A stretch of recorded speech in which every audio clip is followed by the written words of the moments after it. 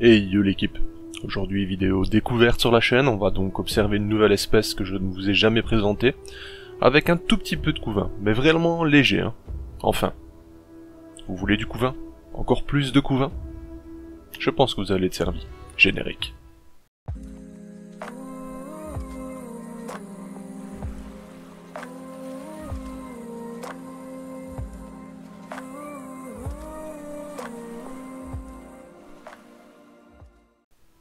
Hey yo l'équipe, comme vous l'avez vu dans l'introduction, on va donc découvrir une espèce que je n'ai jamais présentée sur la chaîne. Mais avant ça, eh ben oui, pensez à like et vous abonner, c'est hyper important pour la continuité de la chaîne et pour ma motivation également. Alors, comme vous le voyez, c'est une espèce nommée Tetraponera rufonigra, c'est une espèce qui s'étend sur une grande partie de l'Asie, on peut la retrouver sur certains points en Afrique, mais on va pas s'étendre là-dessus. Cette espèce vit dans des milieux plutôt boisés. L'aire de chasse est d'ailleurs plutôt représentative de ce milieu. Vous voyez que la colonie possède des sexués, et ça c'est plutôt très intéressant. Bref, c'est une colonie qui est plutôt importante, hein. Dans la nature, cette espèce fore le bois, et vous allez vous rendre compte au cours de la vidéo. Donc elles sont dotées de mandibules plutôt puissantes, ont une très bonne vision également, étonnamment, et sont dotées d'un aiguillon, donc possèdent du venin. La piqûre est similaire apparemment à une piqûre d'abeille. Je n'ai pas essayé, bien que pour l'anecdote, lorsque j'étais en train de filmer d'autres espèces chez Antoine, hein, donc parce que nous sommes chez Antoine d'ailleurs, merci à lui, je ne possède pas d'espèces de ce genre actuellement moi, c'est lui qui est un peu la source pour toutes ces grosses colonies, enfin c'est impressionnant, bref. Pour l'anecdote, j'étais en train de filmer justement une autre espèce sur le bureau, en mode très bien posé, et soudainement je sens sur mon coude quelque chose bouger. Alors, on était en train de filmer des campos, donc le haut était ouvert, l'anti-évasion n'était plus au top, donc quelques-unes d'entre elles sortaient, mais on les remettait rapidement. Donc moi dans ma tête je me suis dit, pas de problème, il y a une campo qui est sortie, qui se balade sur mon bras. Eh ben non, pas du tout en fait. C'était une Tetraponera rufonigra, qui se baladait tranquillement sur mon coude. Bon, pas de problème, hein. Antoine l'a enlevé directement par la suite, et il n'y a eu aucune piqûre ni morsure. Donc tout va bien. Et vous voyez cette cavité que je vous ai mis à l'écran là, c'est ce qu'elles forent elles-mêmes, donc elles font plusieurs sorties très très fines, donnant juste place à une seule ouvrière. Ici vous avez une réserve d'insectes broyés, c'est une particularité que Antoine m'a expliqué chez elle, elle broie les insectes secs en fait pour en faire des garde-manger. C'est très très intéressant, mais revenons-en à la cavité.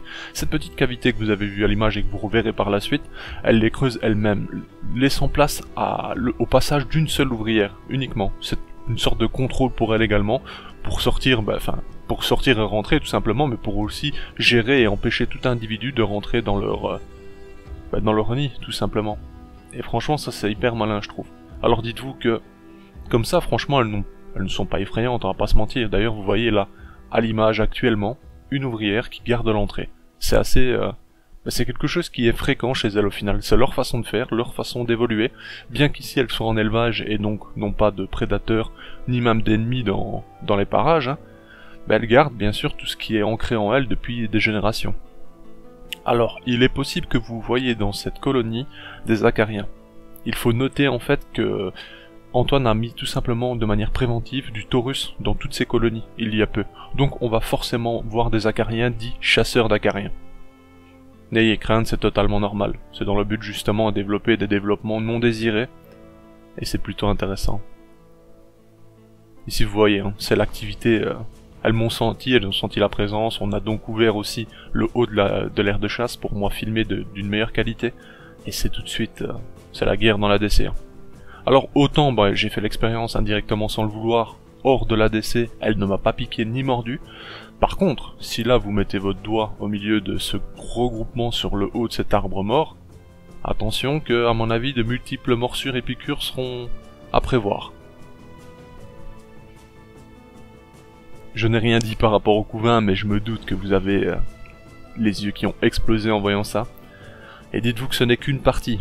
Ce n'est qu'une partie, et on va d'ailleurs en parler un peu plus quand les images arriveront de nouveau sur le sujet.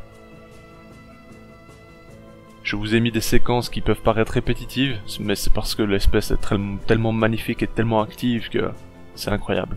Je trouve franchement que c'est une espèce hyper active, très intéressante parce que, de plus pour la chasse elles sont très douées, hein. Vous vous doutez, avec une bonne vision et ses particularités, elles ne peuvent être qu'efficaces. La coloration est plutôt incroyable également, moi je trouve ça très très beau. Une sorte de bicolorité tout simplement. Hein. Quand on les voit comme ça, elles sont plutôt élégantes je trouve. Très longues, très fines, mais vraiment plutôt élégantes.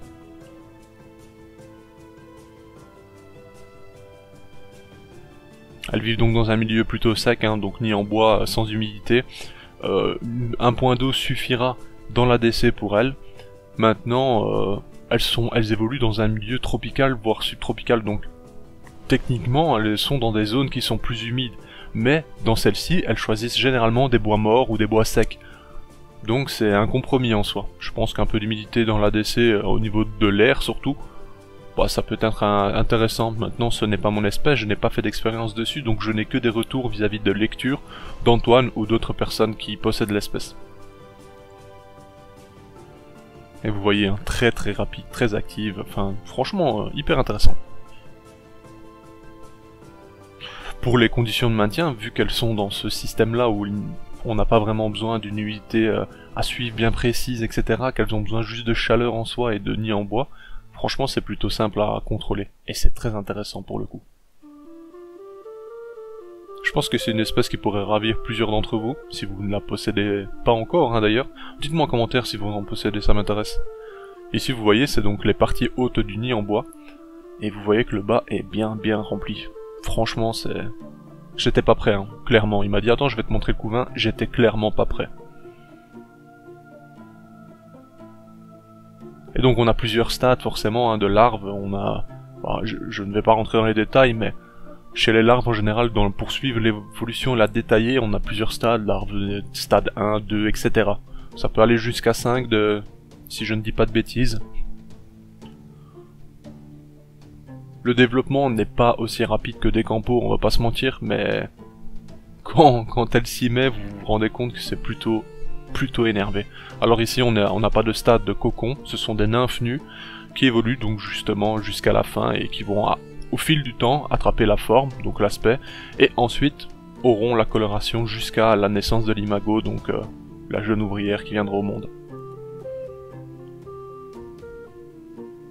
Franchement niveau couvain, je ne saurais vous dire combien il y a de larves, hein, mais on est enfin, ça peut paraître fou, mais je pense sincèrement qu'on est à plus de 300, 400, voire 500 larves.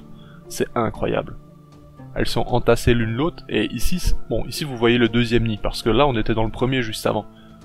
Il y a deux nids remplis de couvains. Et là, petite particularité sur cet endroit, vous voyez, juste, cette zone là qu'on a à l'image, en fait, c'est censé être l'entrée principale du nid. Sauf que, elles ont décidé de réduire celui-ci, et ont créé une sorte de pâte à bois, comme j'aime l'appeler. Donc à l'aide des sciures de bois qu'elles ont rongées de divers endroits, elles ont recréé une sorte de bois composé, enfin compressé on dirait, un peu comme les panneaux en OSB si vous connaissez. J'ai l'impression que c'est un bois qui est compressé, mais à l'aide de... je ne sais même pas qu'est-ce qu'elles utilisent elles-mêmes pour créer cette pâte en soi. Et elles ont refermé cette entrée, enfin du moins l'ont réduit fortement pour laisser accès seulement au passage d'une ouvrière à la fois. Et elles ont pour tout de même laissé les deux accès de chaque côté. Je trouve ça hyper intelligent et fascinant. Franchement, dites-moi ce que vous en pensez en commentaire, hein, mais moi je trouve ça incroyable. Juste pour ça, l'espèce m'a déjà comblé et convaincu. Hein.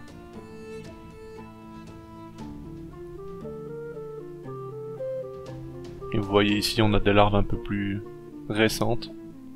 On a également des nymphes en développement, dans les premiers stades. C'est hyper intéressant. Ici, on a ce qui m'a été dit par Antoine du coup, une nymphe donnant naissance plus tard à un mâle sexué. Les grands yeux sont déjà un signe de cette évolution. Il a eu également des princesses dans cette colonie, malheureusement j'ai raté ce moment, mais il a eu la naissance de 2 princesses pour un beau nombre de mâles. Affaire à suivre, on verra ce que donne celle-ci plus tard, hein. Mais là comme vous voyez... il va certainement y falloir un changement de nid rapidement, hein, parce que niveau place, ça commence à être compliqué.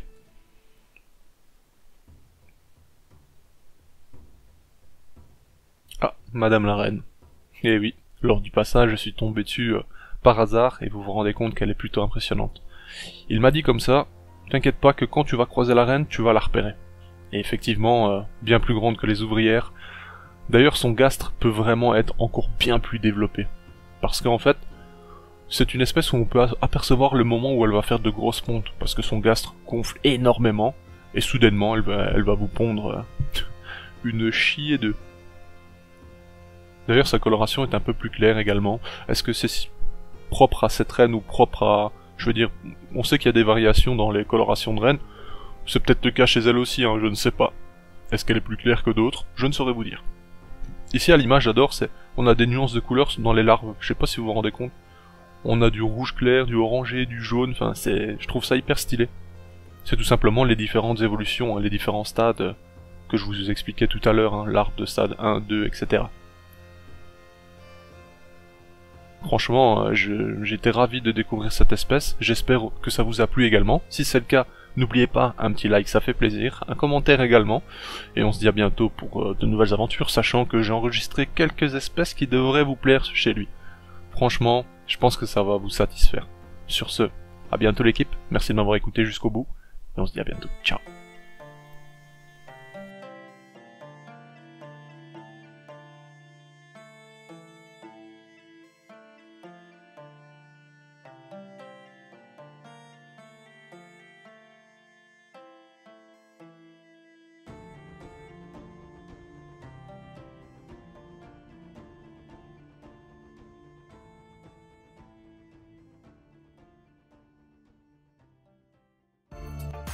Hey, si toi aussi tu as apprécié la vidéo, n'oublie pas de t'abonner, de laisser un like, voire un commentaire, ou même de nous suivre sur les réseaux.